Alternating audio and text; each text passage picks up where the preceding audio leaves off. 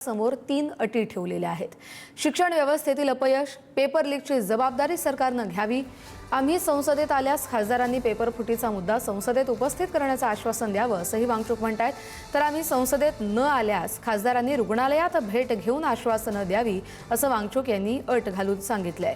अटी मान्य असतील तरच आज उपोषण सोडणार असल्याचं सोनम वांगचूक म्हणतात।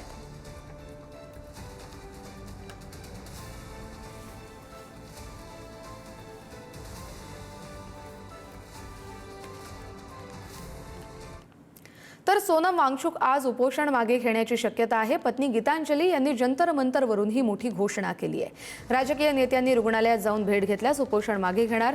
अधिवेशनात शिक्षण उत्तरदायित्व मुद्दा उपस्थित करण्याचीही मागणी त्यांनी घातलेली आहे। सोनम वांगचूक यांनी उपोषण मागे घेण्यासाठी सरकारसमोर 3 अटी ठेवल्या आहेत।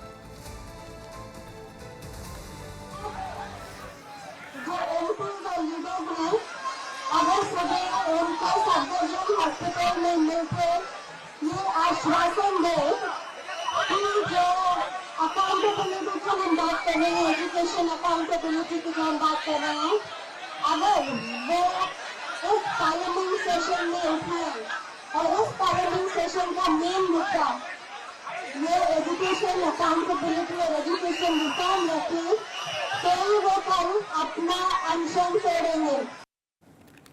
आज कॉकरोच जनता पार्टी संसदेवर मोर्चा काढणार आहे। धर्मेंद्र प्रधान यांच्या राजीनाम्यासाठी कॉकरोच जनता पार्टी आक्रमक झाली आहे। मोर्चाच्या पार्श्वभूमीवर संसद परिसरासह जंतर मंतरवर मोठा पोलीस बंदोबस्त तैनात आहे। अभिजित दिपके यांच्या आमरण उपोषणाचा आजचा 3रा दिवस देखील आहे। सोनम वांगचूक यांच्या आंदोलनाला आता देशभरातून पाठिंबा देखील वाढताना दिसतोय।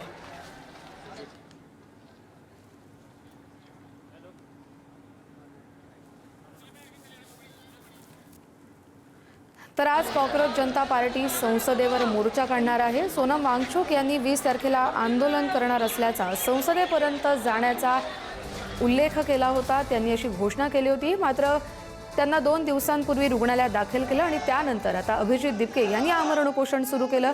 त्याचाच आजचा 3रा दिवस आहे। आजची तारीख आहे 20 आणि आजच्या दिवशीच दिल्लीमध्ये अनेक महत्त्वाच्या घडामोडी घडत आहेत, कारण जंतर मंतरवर सुरू असलेलं कॉकरोच जनता पार्टीचं हे जे आंदोलन आहे आणि हे जे आंदोलक आहेत ते संसदेवर धडकणार आहेत। आजपासून संसदेचं पावसाळी अधिवेशन देखील सुरू होतंय आणि त्याच पार्श्वभूमीवर या दिल्लीतल्या घडामोडींना मोठं महत्त्व आहे। धर्मेंद्र प्रधान यांच्या राजीनाम्यासाठी कॉकरोच जनता पार्टी आक्रमक झाली आहे। नीट पेपर लीक झाल्यानंतर सुरू झालेला हा जो आक्रोश आहे तो आजच्या दिवसापर्यंत कायम आहे। आज कॉकरोच जनता पार्टी संसदेवर मोर्चा काढणार आहे आणि त्याच निमित्ताने जंतर मंतर असू दे किंवा संसदेचा परिसर असू दे या दोन्ही परिसरांना छावणीचं स्वरूप आलंय। काल रात्रीपासूनच पोलिसांचा मोठा बंदोबस्त या दोन्ही ठिकाणी तैनात आहे। कॉकरोच जनता पार्टीमध्ये जे आहेत जे आंदोलन करणारे आहेत त्या सगळ्यांनीच आता आक्रोश व्यक्त केलेला आहे आणि ते मोठ्या प्रमाणात आक्रमक दिसत आहेत। कॉकरोच जनता पार्टी संसदेवर आज मोर्चा काढणार आहे। अगदी काही वेळानंतरच त्यांच्या मोर्चाला सुरुवात होऊ शकते। तर सीजेपी म्हणजेच कॉकरोच जनता पार्टीला संसदेवर मोर्चा काढण्यास परवानगी देण्यात आलेली नाहीये। संसदेपर्यंत मोर्चाला दिल्ली पोलिसांनी परवानगी नाकारली आहे। नियमांचं उल्लंघन केलं तर कायदेशीर कारवाईचा इशारा देखील पोलिसांनी दिलाय।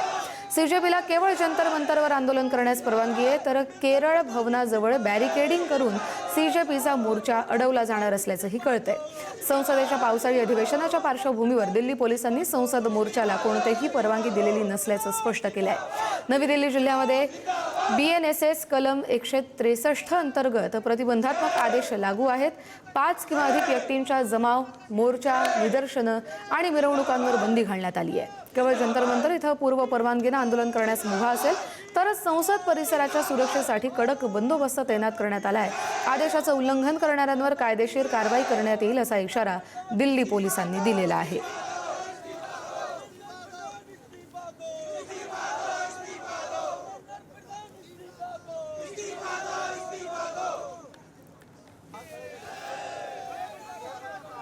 थेट जाऊयात आपले प्रतिनिधी संदीप राजगोळकर तिथे जंतर मंतर परिसरात उपस्थित आहेत। दिल्लीमधल्या सगळ्या घडामोडींचे ते अपडेट आपल्यापर्यंत पोहोचवतील।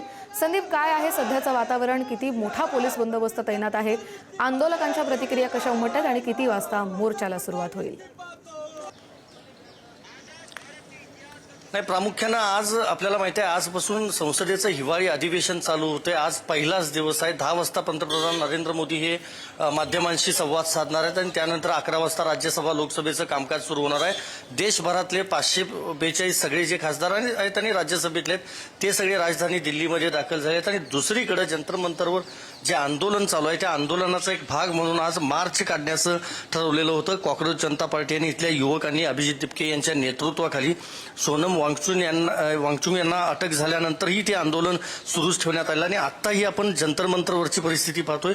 हा केरळ हाऊसकडून येणारा रस्ता आहे. अशा पद्धतीनं हे युवक सगळे जंतर मंतरवर दाखल होत आहेत. मात्र तगडा बंदोबस्त सुरक्षा यंत्रणा ज्या आहेत त्या या ठिकाणी तैनात करण्यात आल्या आहेत. आपण जर पाहिलं बॅरिकेडची या उंची किती आहे यावरूनच आपण लक्षात घेऊ शकतो कशा पद्धतीनं तयारी या ठिकाणी सगळी पोलिसांनी केलेली आहे. सीआरपीएफ आहे, CISF आहे आणि त्याचबरोबर दिल्ली पोलीस आहेत. या सगळ्यांना या ठिकाणी तैनात करण्यात आलेला आहे. आतमध्ये युवकांना यायला परवानगी दिली जाते कारण हा समोरनं आपण पाहतोय हा केरळ हाऊसकडून येणारा रस्ता आहे आणि दुसऱ्या बाजूला आपण पाहतोय हा थेट जंतर मंतरकडे जाणारा रस्ता आहे. आपण पुढे पाहिलं तर अजून एक मानवी कड जे आहे पोलिसांचं ते तयार करण्यात आलेलं आहे जेणेकरून केरळ हाऊसच्या पुढे आंदोलक पोहोचणार नाही त्याची पुरेपूर खबरदारी जी आहे ती पोलिसांनी आणि सुरक्षा यंत्रणांनी घेतलेली आहे. कारण विजय चौक किंवा संसदेपर्यंत हा मार्च जाणारच नाही. कोणत्याही परिस्थितीमध्ये युवक तिथपर्यंत पोहोचू नयेत यासाठी पुरेपूर ही काळजी पोलिसांनी घेतल्याचं चित्र पाहायला मिळतं.